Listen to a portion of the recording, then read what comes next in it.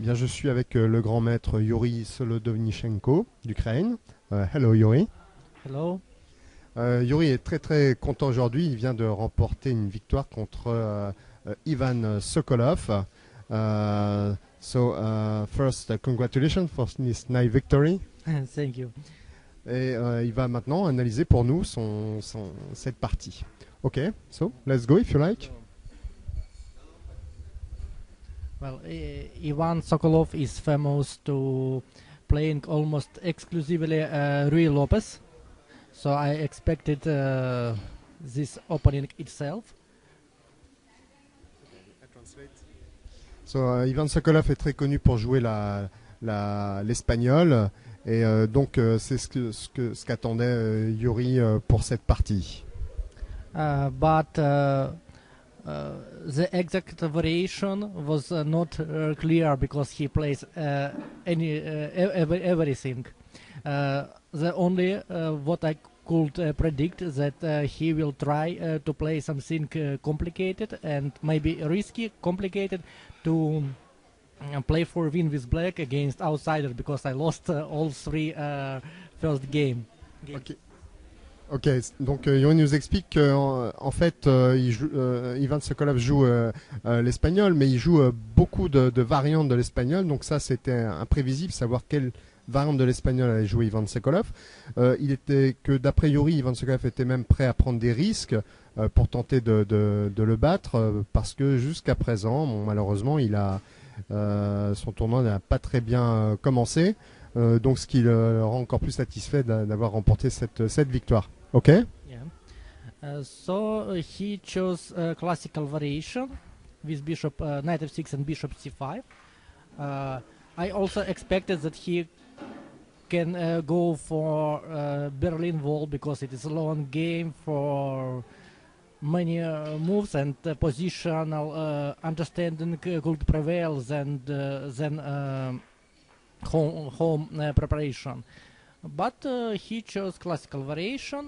Alors juste pour traduire ce qu'a dit Yuri, donc il nous a montré une variante de la berlinoise, où en fait c'est une variante qui évite d'une certaine façon les préparations et qui permet au joueur qui a la meilleure compréhension de la position de jouer, de prendre ses chances, mais finalement il n'a pas joué la berlinoise.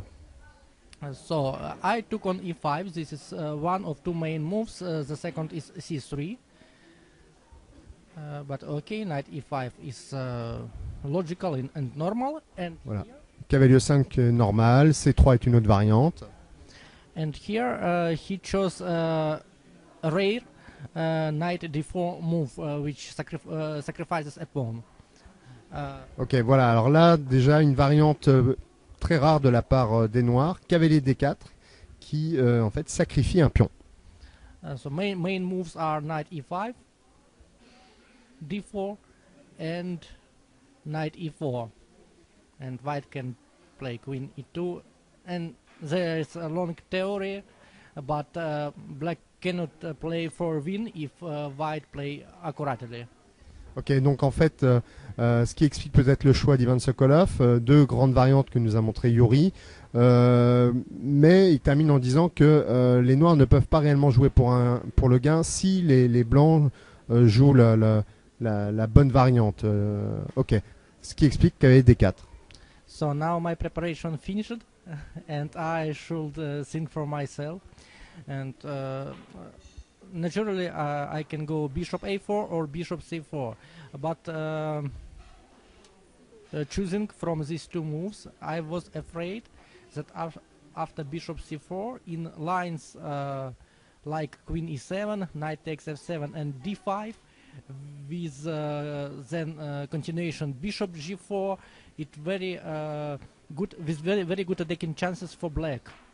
Voilà, donc en fait, dans la variante avec fou c4, Yuri avait peur du coup dame e7 et cavalier prend f7 qui a l'air très fort, mais d5 perturbe complètement les blancs puisque le cavalier n'est plus défendu, le fou est attaqué et surtout il y a une menace énorme, c'est fou g4 qui crée des grosses complications. Even we check, it's a little bit better for black even here. Maybe with more with more work with engine, it could be proved some advantage for white somewhere, but without preparation, it is very risky to go. Even not recommended.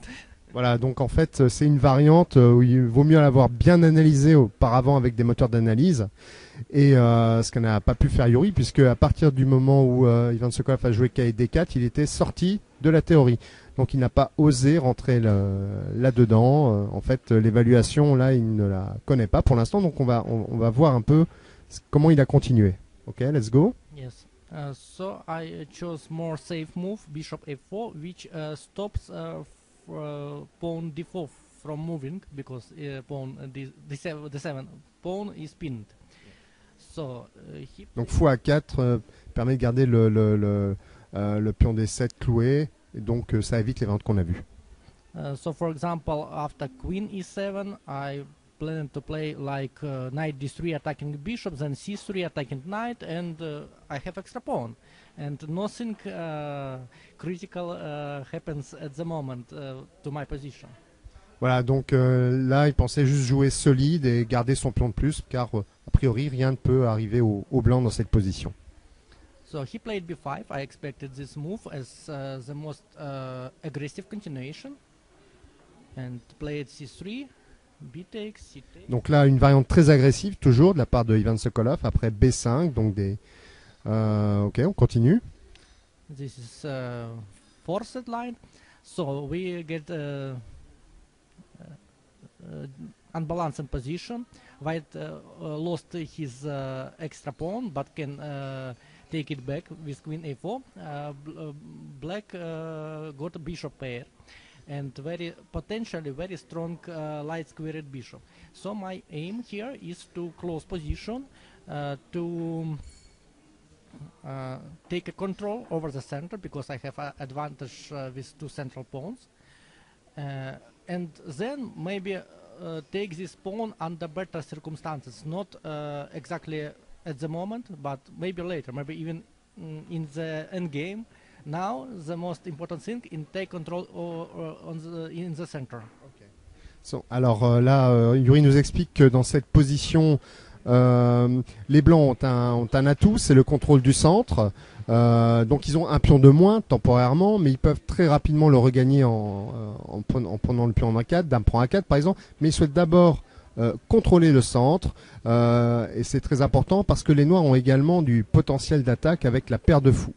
Ok, so I played knight c3, just develop it. He played bishop b7, and again I did not take queen a4 and play d3 instead, because in some lines I want to take on a4 with knight and exchange one of bishop. In this case I will have healthy extra pawn. Well, he maybe will have little compensation, but only for fight for draw, not more. Voilà, donc ici D3, en fait ici les blancs n'ont pas de pion de moins, effectivement ils peuvent gagner le pion A4 et ils souhaitent jouer solide avec D3 et jouer une position avec un pion de plus. So he played a3, b3, and again I like to take this pawn with bishop. Bishop will be very well positioned on a3. Maybe here he should castle anyway. Bishop takes and play rook e8, and then try to play d5.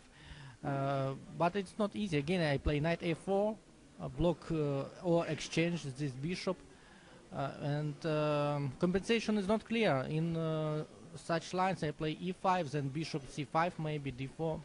You're one pawn up here. One pawn up. So, ok, donc ici, Yuri nous indique que peut-être après b3, les noirs auraient quand même dû roquer et donner le pion en a3. La compensation pour les noirs n'est pas si claire, donc a priori, il pense que les blancs ont un pion de plus, tout simplement. So he played bishop e7. Queen e7, sorry. Queen e7, protecting a3, and probably he likes to castle queen side on next moves. And Very, very dangerous play, no? yes, but his position needs some dangerous play because white is under control at the moment. Ok, donc ici effectivement, Ivan Sokolov choisit de jouer de façon très agressive. Dame E7 peut-être pour faire grand rock. Les noirs doivent a priori jouer dynamique dans cette position. Donc voyons un peu comment ça va se dérouler. In fact, if I allow him play castle and then maybe h6, g5 or g5 in one move, his position could be even better because don't forget he has bishop pair. Voilà. Donc là, la possibilité pour les noirs de faire le grand rock et immédiatement de lancer une attaque de pion à l'aile roi, G5, G4, parce qu'il ne faut pas oublier que les noirs ont la paire de fous et que c'est une arme d'attaque. Because of this, I played knight b5, playing actively and threatening to take with bishop on a3. He played knight h5. This looks already like some desperate attempt, but not easy to suggest something. I like to take on a3, then maybe play e5,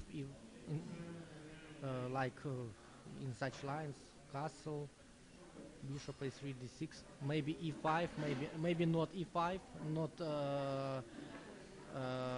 freeing diagonal for bishop, but I again have extra pawn. Also position of queen on e7 allows me to transfer knight on f5 with a tempo. Voilà, donc ici, après le coup K et B5, choisi par les blancs, donc il y a la capture du pion A3, et dans la vente qu'on a vue, après D6, la dame noire serait finalement relativement passive, et puis il y aurait la manœuvre cavalier B5 D4 et F5, ou cavalier F3 D4 F5, avec gain de temps sur la dame. So he played knight h5. I took on a3, queen f6, rook c1. My play is quite simple. Now attacking c7. He played bishop c6 and knight d4. That's important move because if he exchanges on d4, I take on h5, and even if he take pawn back after queen e5, very dangerous for black. it's just should be lost. Voilà, donc Maybe not rook d1 because queen e4, but queen g7 is quite good. It is white who is attacking here and has already extra pawn. Voilà, donc une variante où il nous montre quand même que les blancs mieux développés peuvent obtenir dans certaines lignes tactiques des variantes gagnantes, notamment aussi les fous de couleur opposée favorisent le camp qui attaque, et c'est le cas ici pour les blancs. So he went back bishop b7, and now I played bishop c5. So I want to exchange this bishop and penetrate to 7th rank with rook c7. Voilà, donc le coup fou c5 est important puisque les blancs cherchent à éliminer un des deux fous noirs, et ensuite avec la nouvelle faiblesse qui serait créée en c7, à pénétrer sur la 7e rangée. Very important that bishop b7 cannot join the attack because pawn d3 and e4 block it. Oui, donc très important que le fou b7 ne puisse pas participer à une attaque contre le roi blanc grâce à la phalange d3 e4 qui bloque l'activité du fou. So he continued knight f4, queen d2, just aiming this knight, rook c8, and rook c8 is losing move. But anyway, black's position is very bad. Ah, it's already bad. Ok. Donc dans cette position, donc cavalier f4, dame d2, et là, Ivan Sokolov va faire une erreur, mais d'après Yuri Solodovnichenko, la position noire est déjà très difficile, voire perdante. So I cannot recommend as a move for black. Knight a6, for example, should be better than game continuation, but after say take take with knight. Oh, I don't know. Take with pawn. White has healthy extra pawn. It's a very big advantage. Voilà, donc dans une variante qu'il nous donne là, qui serait peut-être même la meilleure pour les noirs, malgré tout, les blancs restent avec un pion de plus et une très belle position. So rook c8 and now white wins by force e5. Donc maintenant un gain tactique forcé. Queen h6 only move to protect knight. Le seul coup dame h6 pour défendre le cavalier. Knight f5 attacking queen. Cavalier f5, la dame noire est attaquée.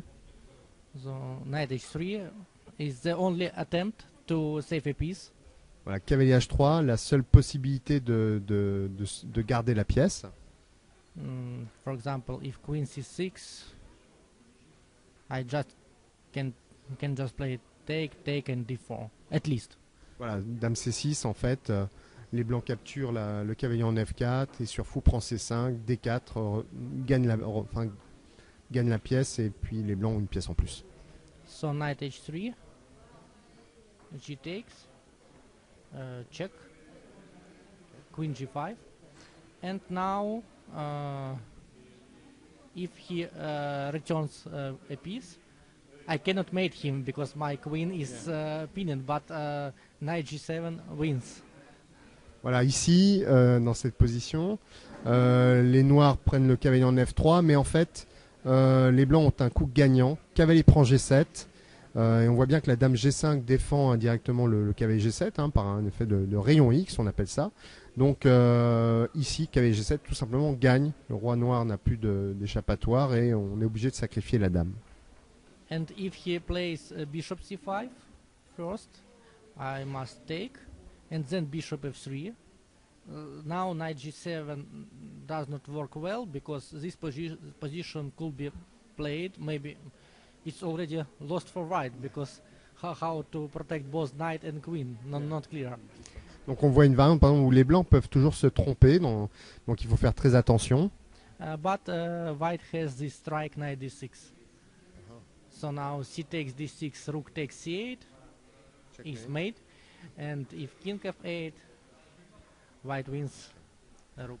Donc par contre, si les blancs choisissent la bonne variante, cavalier d6 qu'il fallait voir, forçant le roi noir à aller en f8, et après l'échange des dames, les blancs se retrouvent avec une pièce de plus. He chose f6, it does not help either. And rook e1, and now if king d8, then bishop e7, then knight d6. If king f7, then rook e7. It's nothing to continue. Voilà, et donc en fait dans cette position, après la prise en f6 et tour f1 échec, Ivan Sokolov a abandonné parce que l'attaque va tout simplement être irrésistible. Ok, so very nice game from you, nice attack.